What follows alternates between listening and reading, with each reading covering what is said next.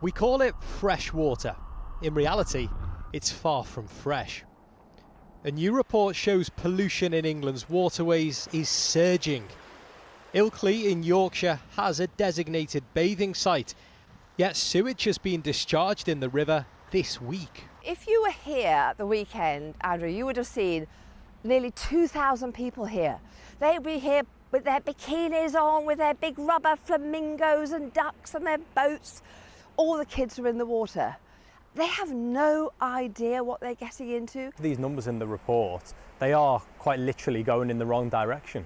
Are you surprised by any of this? It doesn't surprise me because the assets, i.e. the pipes, are crumbling. So you will always get pollution here in heavy rain because everything runs in from all our absolutely under-maintained sewage infrastructure that cannot cope with the volume of rainwater plus human waste.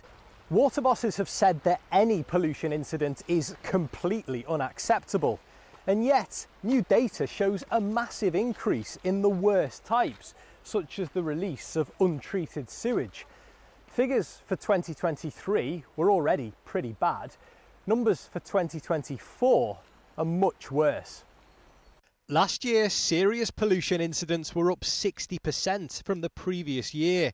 3 water companies, Thames Water, Southern Water and Yorkshire Water, were responsible for 81% of those serious incidents.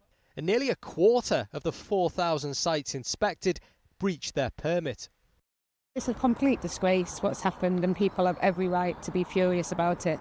I'm furious about what's happened, and we've seen it particularly from 3 of the water companies. And it is clear that regulation isn't working effectively, but we've put in those building blocks to try and change things. When we came into government, we introduced the Water Special Measures Act, which has banned unfair bonuses. So some of those polluting water buses have not been getting bonuses this time because of the levels of pollution that we've seen.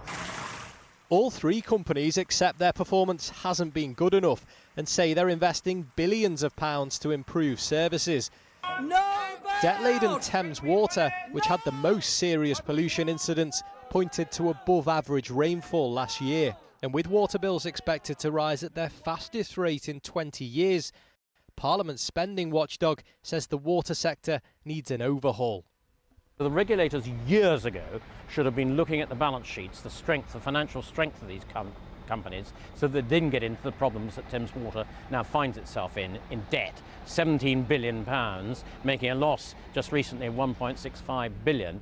These sorts of things should never have been allowed to happen. So it's partly regulator and it's partly the water companies themselves that need to get their act together. It's been reported that the water regulator, Ofwat, will be scrapped in response to a highly anticipated review commissioned by the government due on Monday. Back in Ilkley and around the country, many will be watching and waiting to see what can change for an industry so clearly in need of root and branch reform. Well, we did ask the 3 water companies who were responsible for the vast majority of the serious cases of pollution last year, Thames Water, Southern Water and Yorkshire Water, for an interview. Neither Water UK nor Ofwat had any representatives available to talk to us either. I'm joined now by the water campaigner and Undertones frontman, Fergal Sharkey. Now, these water companies and their umbrella bodies say, look, we are putting billions in to solve the problem. Don't come after us, don't fine us, because all you'll be doing is taking the money away from our ability to make things better. At that point, I generally remind them of the £84 billion of our money that they've taken from those countries by way of dividends, etc., and the debt mountain of £74 billion of debt they've saddled themselves with.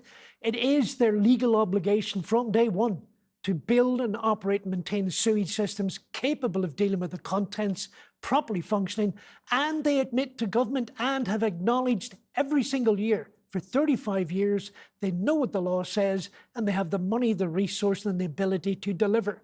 Quite frankly, we've been cheated, and they've ram-raided our bank accounts for £84 billion.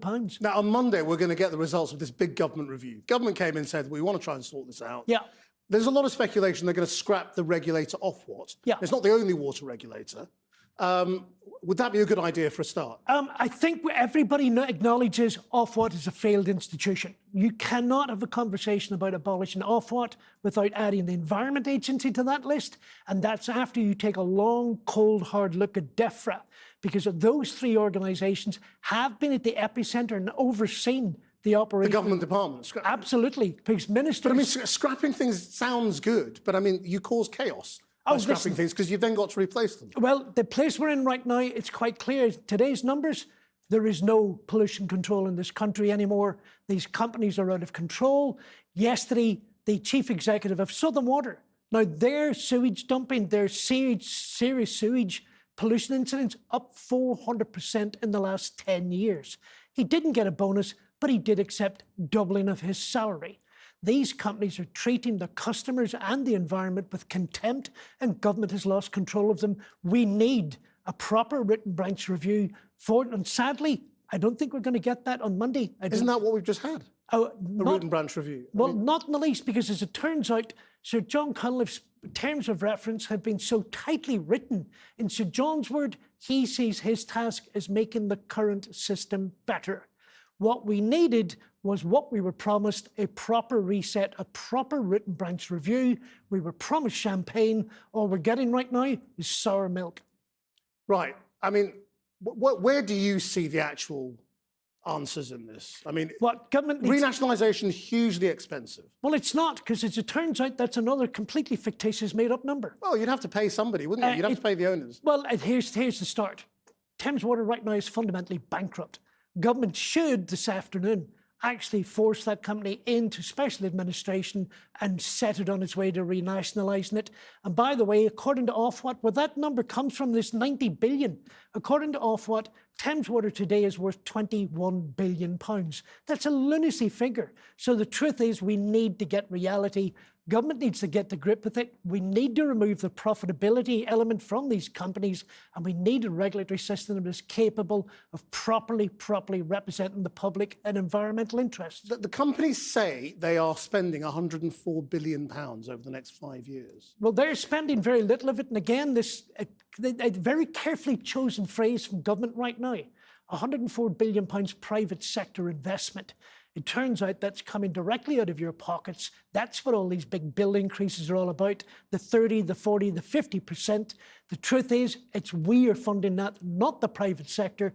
The truth is, we are now having to pay a second time for a service we've paid for 35 years and we simply never received. Fergal Sharkey, thank you very much. Well, in a statement, Water UK said they were finally putting things right with that record £104 billion investment over 5 years, but that fundamental change to regulation was also needed.